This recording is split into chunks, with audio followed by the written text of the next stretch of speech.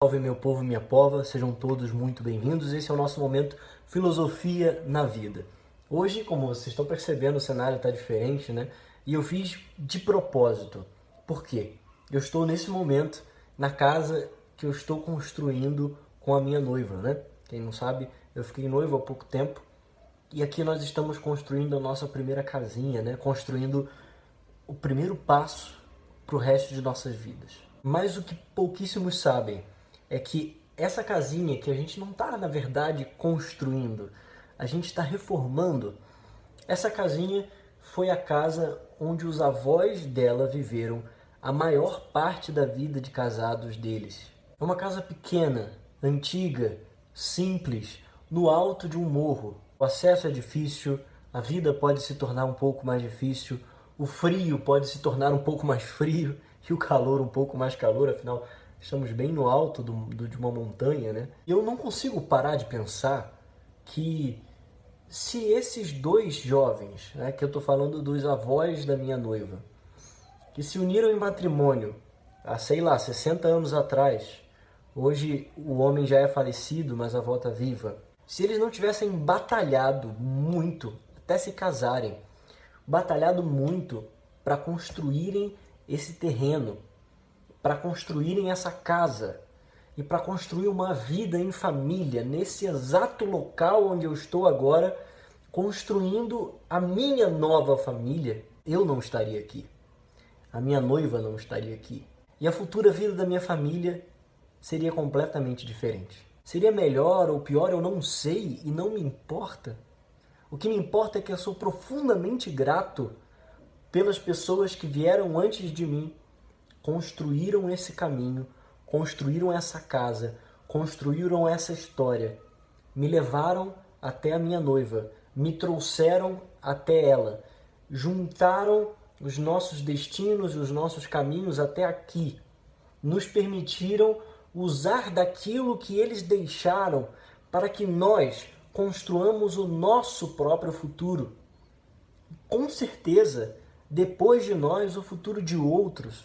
Como eu poderia ser ingrato a pessoas que nem mais estão aqui, não existem mais fisicamente, que já morreram? Como eu poderia deixar de ser grato a essas pessoas que deram a sua vida para construir família, casa, valores, pessoas e que me deixaram tudo isso sem nem terem me conhecido? Sem nem terem tido a noção de que um dia Bernardo estaria aqui, nessa casa que eles construíram para eles. Fora essa nostalgia, esse momento de gratidão e profunda gratidão do meu coração, trazendo aqui para o nosso cotidiano, trazendo para a nossa vida, não só para a minha, para a sua também. Como você pode deixar de ser grato por tudo o que deixaram para você? Ah, Bernardo, mas só me deixaram dívidas. Eu não recebi nenhuma herança, eu não tenho ninguém na minha vida, eu isso, eu aquilo outro. Para pensar, cara. Você tem uma pátria, você tem uma língua materna, você existe, ou seja, alguém te sustentou durante a sua infância, no momento em que você estava mais indefeso e não poderia se sustentar por si mesmo, né? Você está aqui hoje, você tem acesso à internet, está vendo esse vídeo, você já teve oportunidade de estudar, você tem roupas que não foram feitas por você, você tem comidas que não foram produzidas por você, você tem tantas e tantas e tantas coisas que não foram produzidas, construídas, plantadas, criadas por você em nenhuma instância, mas simplesmente você recebeu, como a cultura, como a educação, como a racionalidade. Todas essas coisas te foram dadas de presente. E você tem duas posturas a tomar diante disso. Negar completamente isso e dizer isso não me serve de nada, eu não sou grato a nada e a ninguém, porque eu preferia não ter nascido, ou eu preferia ter nascido na Suécia e estar cheio de dinheiro e não sei o quê. Ou você pode ser agradecido por tudo o que puderam fazer por você até hoje, por tudo o que puderam entregar para você até hoje. Porque certamente você não vai poder dar para as futuras gerações tudo o que elas precisam. Isso é impossível. Elas vão precisar construir suas próprias coisas, seus próprios modos, métodos, histórias, mas eu tenho certeza que você vai tentar dar a elas o melhor que você pode. Que você pode. Isso significa que você não pode dar tudo, somente aquilo que está ao seu alcance. E eu queria te convidar a refletir sobre essa postura de gratidão diante do que te deram, né? Essa postura de alegria, de felicidade, de saber que existe um mundo que acontece aí fora, independente de você, independente das suas ações, independente de quem você é, o sol nasce para todos. E aqui eu estou falando literalmente, o sol nasce para todo mundo, a chuva chove para todo mundo, o calor esquenta todo mundo, o frio esfria todo mundo.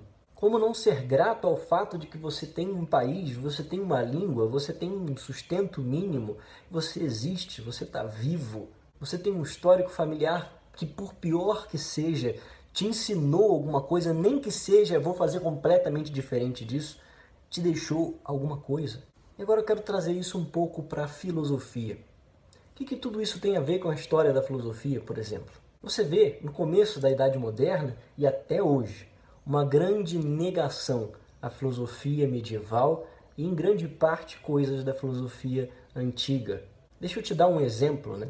Sempre que a gente fala das pirâmides, olha que coisa incrível, que monumentos incríveis, né? Certamente foram os alienígenas que vieram e ensinaram os egípcios a construir coisas tão grandes num período tão arcaico. É mais fácil a gente imaginar uma coisa como alienígenas virem ensinar os egípcios antigos a construir pirâmides monumentais do que a gente admitir que eles tinham um conhecimento que nós não temos. É mais fácil você admitir que coisas impossíveis e improváveis aconteçam do que você admitir no seu orgulho tremendo que você não consegue conceber, não consegue chegar a uma fórmula matemática ou a uma fórmula perfeita lá da física, da arquitetura, que vai te levar a reproduzir aquilo que os egípcios faziam sem todo o conteúdo e conhecimento que você tem hoje de matemática, física e construção. Da mesma forma, para os filósofos modernos e contemporâneos e alguns hoje, é muito mais fácil simplesmente negar tudo aquilo que foi dito na Antiguidade e na Idade Média do que você admitir que hoje você não é capaz de alcançar o nível intelectual daqueles caras. O grande medo dos filósofos modernos e de nós hoje, mesmo não sendo filósofos, não é o futuro. Não é não conseguir acompanhar o progresso da modernidade e da tecnologia. No fundo, o nosso medo é não chegar aos pés dos gigantes que vieram antes de nós. Muito obrigado pela sua atenção. Aqui é Bernardo Buquerque, seu professor de filosofia. E a gente se vê na próxima. Grande abraço.